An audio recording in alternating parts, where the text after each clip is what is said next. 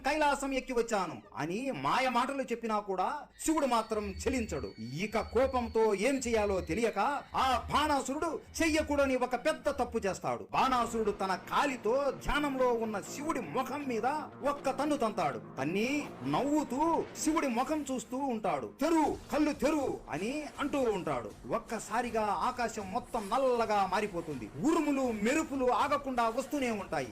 గాలి కూడా వేగంగా వీస్తుంది. వర్షం కూడా ఆగకుండా కుండపోతగా పడుతుంది. శివుడి శరీరం అంతా అగ్ని జ్వాలలలో మండిపోతూ ఉంటుంది. శివుడు రెండు కళ్ళు తెరవకుండా ఆయన మూడవ కన్ను తెరుస్తాడు. ఆ మూడవ కన్ను నుండి శక్తివంతమైన అగ్ని జ్వాలలు ఎదురుగా ఉన్న బాణాసురుడి మీద పడుతుంది. అంతే, బాణాసురుడు మంటల్లో కాలుతూ కేకలు పెడుతుంటే ముల్లోకాలు దద్దరిల్లిపోతాయి. దేవతలు అందరూ కూడా ఆ దృశ్యాన్ని చూసి వణికిపోతారు. అలా అహంకారంతో ఉన్న బాణాసురుడు కాలి బూడిదైపోతాడు. శివుడు అంటే మీకు ఇష్టమా?